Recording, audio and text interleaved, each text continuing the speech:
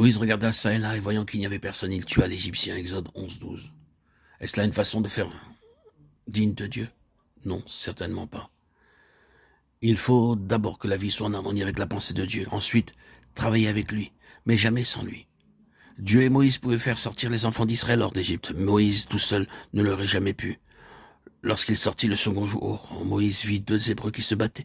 Il dit à celui qui avait tort, « Pourquoi frappes-tu ton frère ?» L'Hébreu répondit, « Qui t'a fait prince et juge sur nous? Veux-tu me tuer comme tu as tué l'Égyptien ?» Et Moïse eut peur. Exode 2, 13, 14. Il venait d'être atteint en plein cœur par l'une de ces flèches qui semblent lancées par la main de Dieu. Il est dur de s'entendre traiter de la sorte, par cela même qu'on veut secourir. Et cependant, nous devrions rechercher ces rues de vérité plutôt que de les craindre, si nous voulons vraiment soumettre nos vies à celui qui les rendra sans reproche. Car nous ne nous voyons pas nous-mêmes.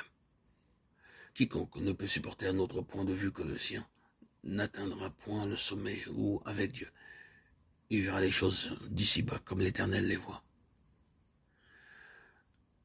Si Moïse s'était justifié à ses propres yeux du maître de l'Égyptien, ce fut pour lui un dur réveil.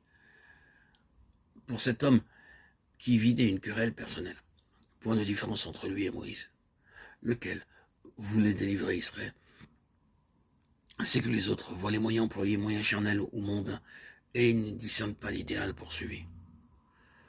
Permettrons-nous que le mal entache notre action? Nous qui sommes exhortés à nous abstenir de toute apparence de mal et à rechercher ce qui est honorable. Qui t'a établi juge sur nous? Lamentable échec pour le premier pas que fait Moïse vers ses frères. Bénissons Dieu pour nos échecs et pour ses rudes réveils. Il vaut mieux qu'il se produise au début de la carrière qu'au soir de la vie, et d'avoir vécu jusqu'à la fin dans de vaines illusions sur nous-mêmes et sur les autres.